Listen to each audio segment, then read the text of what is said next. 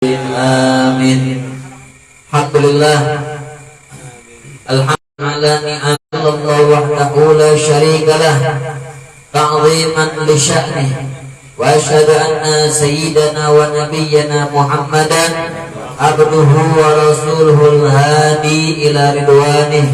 Allahumma salli wa sallim wa barik Muhammadin wa ala alihi wa sahbihi wa a'wanihi. Amma ba'd. Alhamdulillah, yang kami muliakan, yang kami hormati, yang kami ta'zimi 7 Jul. Mudah-mudahan Allah Subhanahu wa taala senantiasa memberikan kesehatan kepada beliau, panjang umur, sehat walafiat, berkah umur, berkah rezeki. Insyaallah dipermudahkan semua urusan beliau baik dunia ataupun akhirat. Mudah-mudahan kita mendapatkan keberkahan beliau, terus gurunya, kakandanya, Ustaz Kiai Haji Ali Amarti. Mudah-mudahan keberkahan sir, rahasia, asrar untuk kita diberikan oleh Allah Subhanahu wa taala mulai saat ini sampai ajal menjemput dalam keadaan husnul khatimah. Amin ya rabbal alamin. Mudah-mudahan yang umurnya, yang badannya sakit disembuhkan oleh Allah. Mudah-mudahan yang punya masalah dimudahkan oleh Allah. Yang punya hutang dilunaskan hutangnya. Tapi dengan usaha insyaallah dipermudah oleh Allah Subhanahu wa taala. Yang punya masalah insyaallah dipermudah. Yang punya hajat insyaallah dikabulkan hajatnya insyaallah. Amin ya rabbal alamin. Mudah-mudahan diberkahi hidupnya, keluarganya, anak bininya menjadi istri yang salihah, anak yang salihah, dirinya dewek menjadi orang yang saleh insyaallah. Amin ya rabbal alamin. Ma'asyiral muslimin rahimani wa rahimakumullah. Tidak panjang lebar karena pendatang. Datang kedua. Alhamdulillah, kami merasa terhormat sekali datang kembali ke majelis Ratibul Haddad GCB. Ya, mudah-mudahan apa yang kita baca tadi, Ratibul Haddad, mudah-mudahan dapat rahasianya, dapat qabul hajat, qabul doa yang ada di ratib itu insya Allah. Mudah-mudahan dapat nazarah khusus dari guru kita Al Ustaz Kiai Haji Ali Amarti. Amin ya rabbal alamin. Ma'asyiral muslimin rahimani wa rahimakumullah. Masih di suasana bulan Syawal. Kami belum mengucapkan minal aidin wal faizin wal maqbulin kullu amin wa antum bi khairin insyaallah. Mohon maaf lahir dan batin. Sama-sama kalau ada salah kata, salah ucap, salah perilaku minta maaf. Terutama sama guru kita nih Ujuk Jul. Mudah-mudahan sebelum anak minta maaf lah dimaafkan.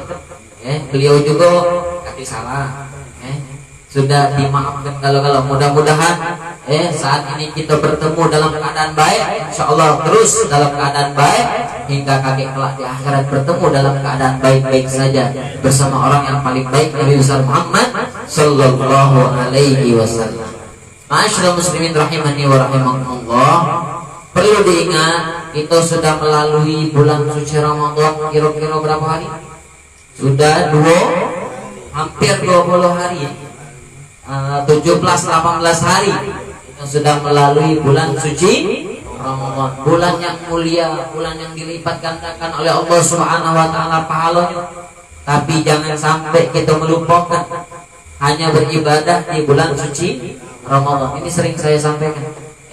Karena apa mereka ibadah giat sekali di bulan suci Ramadan? Karena penuh keistimewaan, kabar gembira yang ada di dalam bulan suci Ramadan. Sehingga setelah keluar dari bulan suci Ramadan, mereka sudah tidak lagi beribadah kepada Allah Subhanahu wa taala. Wal'iyadzubillah. Jangan sampai kita termasuk orang-orang yang seperti itu. Hanya semangat ibadah ketika dapat faedah. Hanya semangat ibadah ketika dapat keutamaan. Tahu keutamaannya baru ibadah. Tahu efek baiknya baru ibadah. Jangan sampai pecah. Daerah itu sana. Wal'iyadzubillah, jangan sampai jadi cair. Karena diunjuk duit cuma 50.000 sholat jamaah. Giat setiap subuh sholat jamaah. Karena apa? Karena dapat duit 50.000. Kalah ada kira-kira. Sholat jamaah subuh rutin. Setiap kali sholat dapat 50.000 baru galak sholat jamaah. Nah ini wong-wong macam kita ini masih dalam derajat yang semacam ini. Tapi jangan sampai kita hilangkan dikit-dikit. Kita usahakan beramal ibadah itu menjalankan ketaatan kepada Allah secara ikhlas. Tidak minta imbalan. Tidak tahu dulu keutamaannya baru kita. Akhirnya di luar bulan suci Ramadan sudah tidak lagi ibadah. Karena apa? Karena keutamaan yang di dalam bulan suci Ramadan tidak ada di luar bulan suci Ramadan. Mudah-mudahan kita tidak menjadi seperti itu. Mudah-mudahan kita selalu beribadah, giat beribadah walaupun di luar bulan suci Ramadan. Bahkan harus kita tahu agar kita ini semangat ibadah.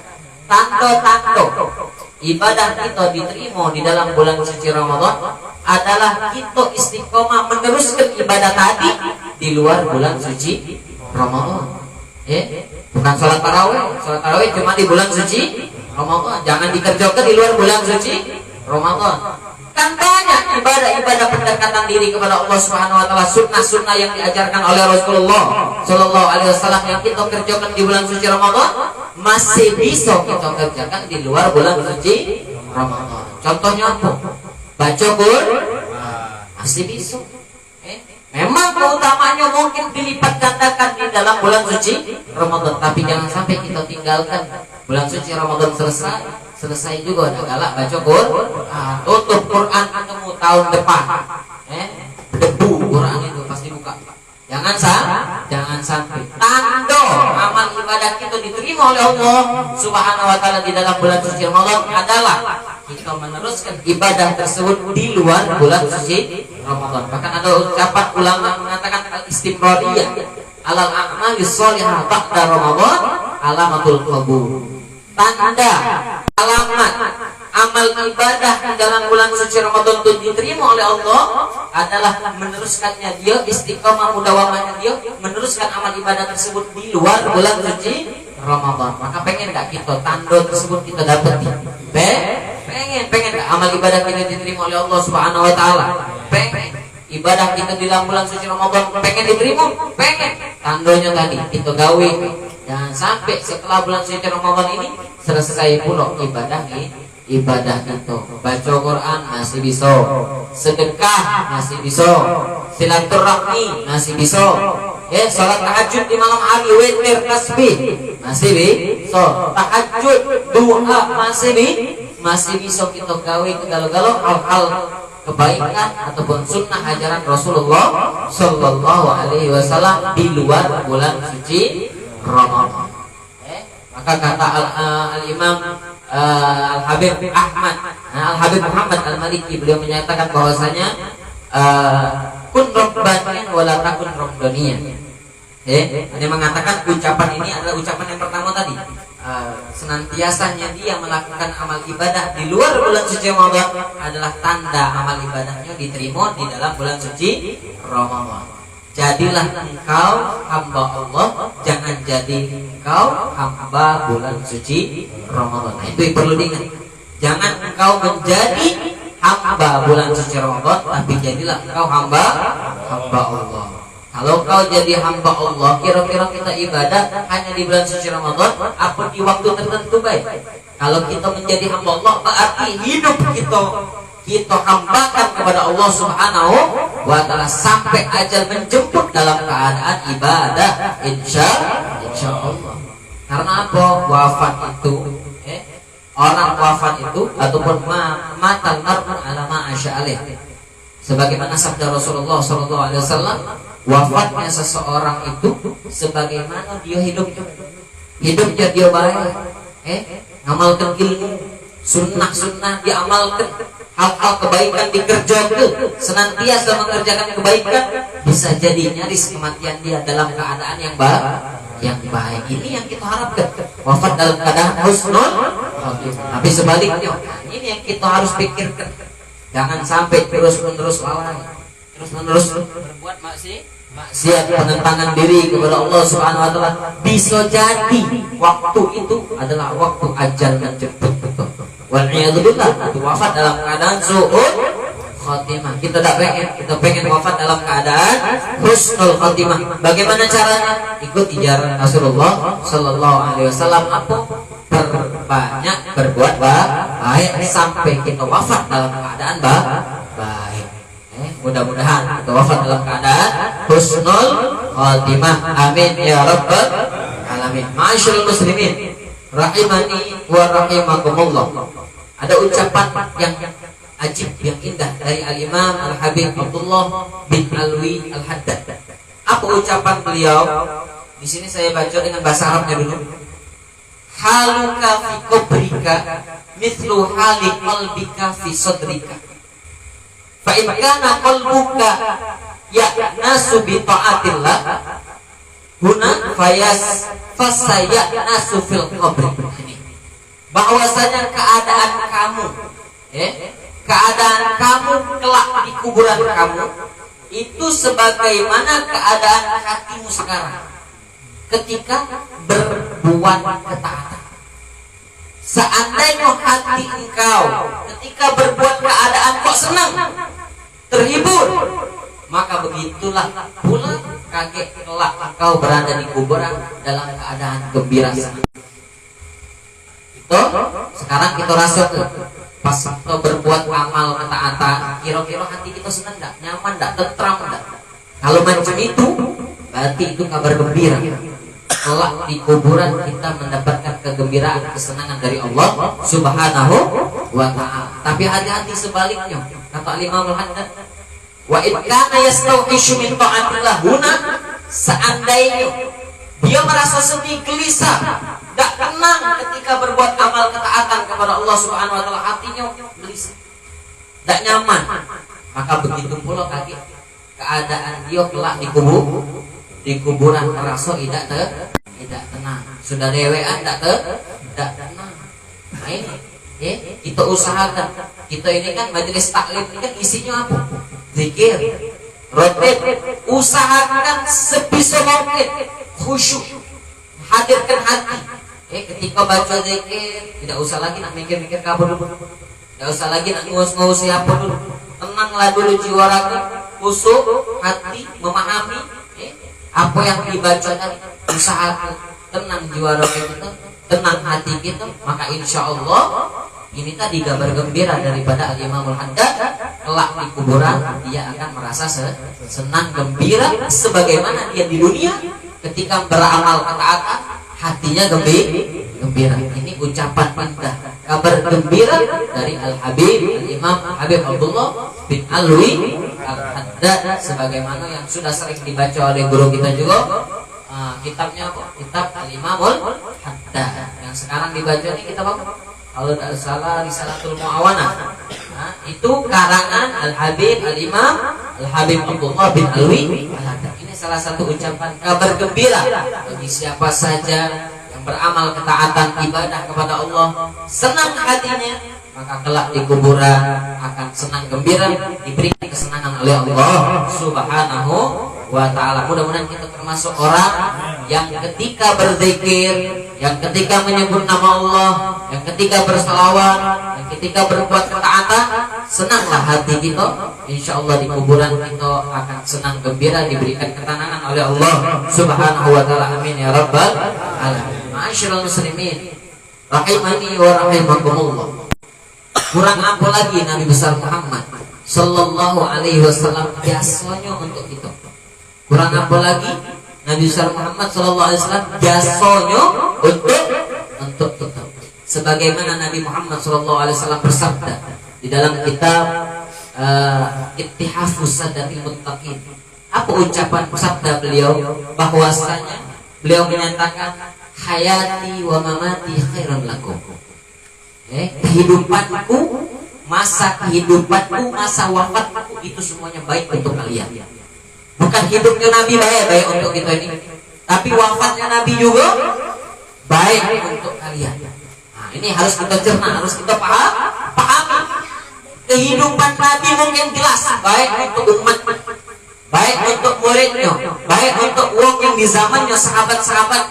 Tapi wafatnya Nabi juga baik untuk mereka, baik untuk kita umat Nabi besar Muhammad sallallahu alaihi wasallam. Pemahaman ini diperjelas lagi di dalam hadis Nabi Muhammad Sallallahu Alaihi Wasallam. Beliau perjelas bahwasanya hidupnya beliau itu adalah kebaikan untuk kalian. Maksudnya apa? Karena Nabi Muhammad Sallallahu Alaihi Wasallam beliau bersabda bahwasanya amma hayati fa asunnu lakumus sunnah. Bahwasanya hidupku, aku sudah membuat jalan kepada kalian jalan-jalan kebaikan. Aku sudah mengajarkan kepada kalian syariat-syariat agama Islam. Itu adalah kebaikan untuk kalian ketika masa hidupnya aku, kata Rasulullah Sallallahu Alaihi Wasallam. Apa kebaikan masa wafatnya Nabi? Itu juga kebaikan untuk umat Rasulullah Sallallahu Alaihi Wasallam. Apa? Diperjelas oleh beliau bahwasanya adapun wafatku, bahwasanya semua amal ibadah yang mereka lakukan, yang kalian lakukan, maka seandainya aku melihat kebaikan pada amal kalian, aku langsung memuji Allah Subhanahu wa Ta'ala. Tapi seandainya aku melihat ada amal kalian yang buruk, maka aku meminta ampunkan untuk kalian daripada amal buruk tersebut. Itu wafatnya kebaikan bagi umat Rasulullah Sallallahu Alaihi Wasallam. Bayangkan hidupnya Nabi adalah kebaikan untuk kita, bahkan setelah wafatnya Nabi juga itu kebaikan untuk kita. Ketika Rasulullah SAW melihat amal ibadah kita baik, maka Nabi Muhammad SAW memuji kepada Allah Subhanahu wa Ta'ala. Tapi ketika melihat umatnya beramal buruk, Nabi minta ampun untuk umat Rasulullah Sallallahu Alaihi Wasallam. Kurang apa lagi jasa Rasulullah Sallallahu Alaihi Wasallam. Kalau uang ngawur, uang ngaco, akhirnya apa? Oh ya sudah, kalau macam itu beramal buruk diminta ampunkan oleh Rasulullah Sallallahu Alaihi Wasallam. Nah, ini biasanya tidak biasa majelis ini wong macam ini. Akhirnya dia berbuat buruk. Kenapa? Karena aku dengar apa? Karena bahwasanya Nabi ketika melihat amal buruk yang dikerjakan oleh umatnya, Nabi minta ampun pun dia, sudah lah macam itu, beramal maksiat baik, akhirnya diampuni oleh Rasulullah, diminta ampunkan oleh Rasulullah Sallallahu Alaihi Wasallam. Ini orang yang macam ini berarti dia meremehkan maksiat, meremehkan penentangan kepada Allah Subhanahu wa Ta'ala. Tak bakal dapat apa-apa, yang dapat dia adalah bala bencana dari Allah Subhanahu wa Ta'ala. Atas apa? Atas meremehkannya dia daripada penentangan kepada Allah Subhanahu wa Ta'ala. Maka itu yang kita pahami, daripada jasa Rasulullah Sallallahu Alaihi Wasallam atas agama ini, atas agama Islam, untuk kita umatnya, umat Nabi besar Muhammad Sallallahu Alaihi Wasallam. Itu yang perlu kita ingat. Hidupnya Nabi baik untuk kita, wafatnya Nabi juga baik untuk kita. Kita diminta ampunkan oleh Rasulullah Sallallahu Alaihi Wasallam. Allahumma salli wa sallim wa barik ala sayyidina Muhammad wa ala ali sayyidina Muhammad. Ma'asyiral muslimin rahimani wa rahimakumullah. Setelah kita pahami tentang jasa Rasulullah Sallallahu Alaihi Wasallam, bahkan ada ulama menyatakan bahwasanya kalau kita nak balas jasa Nabi tak bakal bisa. Walaupun kita nak berjalan dengan kedua kelopak mata kita, biji mata kita berjalan, tidak bakal terbalas jasa Rasulullah Sallallahu Alaihi Wasallam. Maka kita diajarkan di dalam Rotibul Haddad itu apa? Kalimatnya jazallahu anna Sallallahu Alaihi Wasallam khair. Nah, itu salah satu apa namanya doa kita, rasa senang gembira kita, balasan kita hanya dengan ucapan untuk Rasulullah Sallallahu Alaihi Wasallam, namun masih belum bisa terbalaskan jasa Rasulullah Sallallahu Alaihi Wasallam. Jadi itu doa balik untuk kita dewek. Itu doa kebaikannya balik untuk kita dewek yang mengucapkan jazallahu anna sayyidana Muhammadan sallallahu alaihi wasallam khair. Allahumma shalli wa sallim wa barik ala sayyidina Muhammad wa ala sayyidina Muhammad. Ma'asyiral muslimin rahimani wa rahimakumullah. Setelah kita bahas bulan suci Ramadan, amal ibadah harus kita lanjut. Kalau pengen tanda amal ibadah itu diterima oleh Allah Subhanahu wa taala, lanjutkan amal ibadah di luar bulan suci Ramadan. Itu yang pertama. Yang kedua, pembahasan yang tadi apa? Tentang jasa besar Rasulullah Sallallahu Alaihi Wasallam, terutama untuk umatnya, umat Nabi besar Muhammad Sallallahu Alaihi Wasallam. Tentang apa lagi? Tentang keadaan wong yang berzikir ketika hatinya tenang, senang, nyaman, berbuat ketaatan kepada Allah, maka begitulah keadaan dia kelak di kuburan, senang gembira, diberikan ketenangan oleh Allah Subhanahu wa taala. Dan selanjutnya, bagaimana kita jaga ini dengan istiqomah untuk beramal ibadah kepada Allah Subhanahu wa taala. Lakukan apa yang disampaikan juga oleh Al-Imam Al-Habib Abdullah bin Alwi Al-Haddad, bagaimana cara kaifiyah untuk menjaga agar kita ini bisa istiqomah di dalam beramal ibadah. Ada 4 cara. Ada berapa? Ada 4 cara kalau kita pengen gampang istiqomah. Yang pertama apa? Yang pertama, biasanya wong gagal tidak bisa istiqomah itu gara-gara bodoh, gara-gara tidak paham dengan apa yang dilakukan. Sholat tak ngerti hukumnya, tak ngerti caranya, tak ngerti ilmunya. Puasa tak ngerti caranya, tak ngerti ilmunya. Amal ibadah apapun, baca Quran, tak ngerti caranya, tak ngerti ilmunya. Sedekah tak ngerti caranya, tak ngerti ilmu. Seluruhnya perbuatan baik ada caranya, ada ilmunya. Gara-gara tak paham, maka sulit bagi dia untuk istiqomah. Ngerti bela tidak bagaimana nak istiqomah.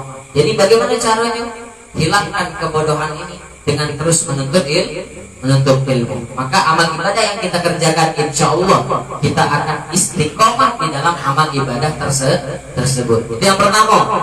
Yang kedua, biasanya wong tak bisa istiqomah ini gara-gara apa? Gara-gara lemah imannya. Apa? Lemah iman. Lemah iman ini apa? Iman itu artinya apa? Iman itu artinya kepercayaan, percaya. Nah ini berarti kepercayaannya lemah.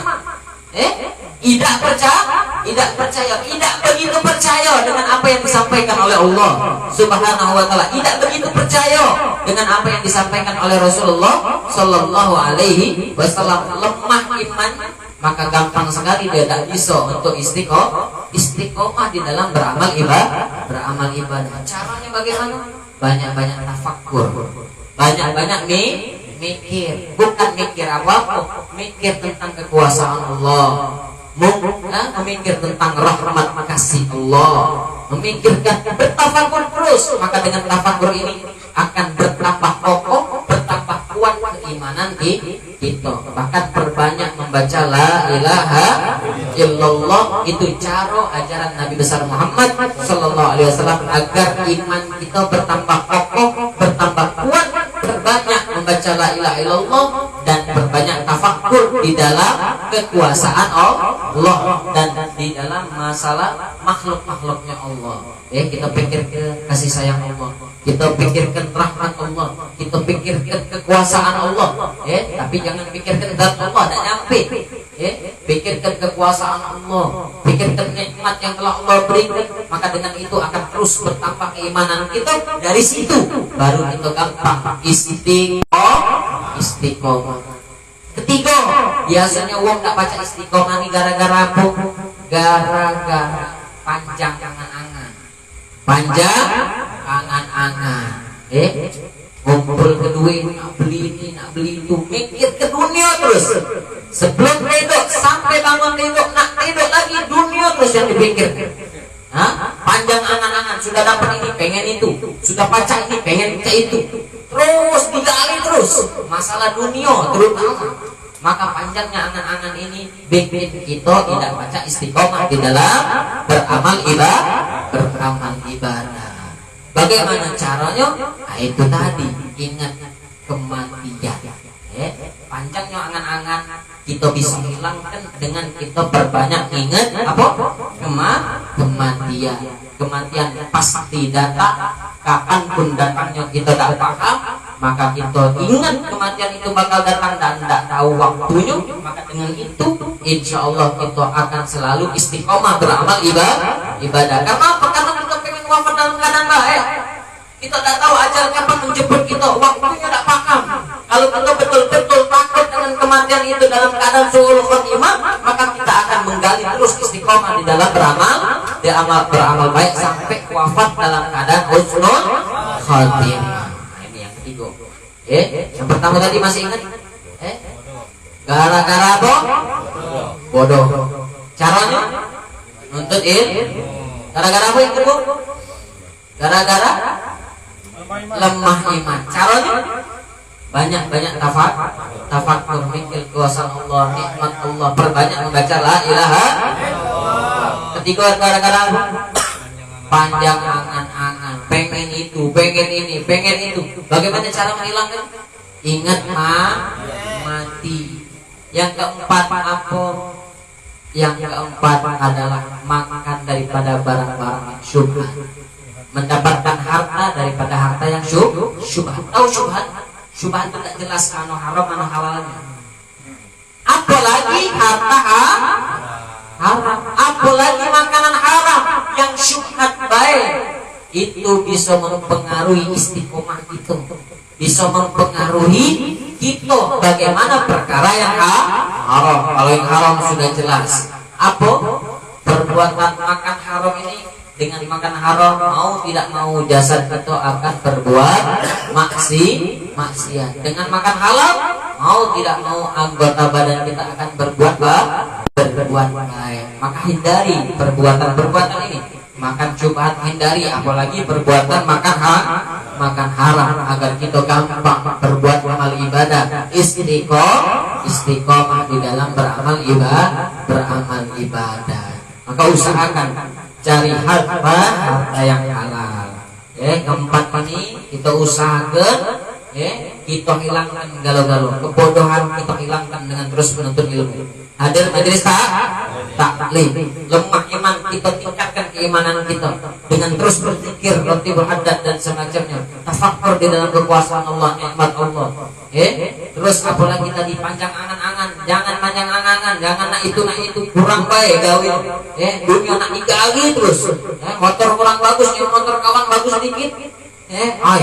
Motor aku macam ini, digali pokoknya sampai dia yang paling hebat pada masalah dunia. Nah, ini hati-hati, ingat mati, istiqomah di dalam beramal ibadah sampai ajal menjemput dalam keadaan husnul khotimah. Yang keempat tadi itu jauhi hal-hal yang syubhat yang tidak jelas, dari mana datangnya, dari mana sumbernya, apalagi yang sudah jelas itu haram, hindari. Maka empat ini adalah arahan daripada Imam Haddad Habibullah bin Ali Haddad. Mudah-mudahan kita yang selalu hadir majelis taklim istiqomah, diberikan istiqomah oleh Allah Subhanahu wa taala di dalam menghadiri majelis ilmu dan beramal di dalam ilmu tersebut. Insyaallah mendapatkan manfaat keberkahan dunia, akhirat, keselamatan dunia, akhirat. Amin ya rabbal alamin. Mungkin ini saja yang dapat kami sampaikan. Lebih kurangnya kami mohon maaf. Kalau ada salah kata kami mohon maaf. Kepada Allah kami mohon ampun. Wabillahi taufiq wal hidayah. Assalamualaikum warahmatullahi wabarakatuh.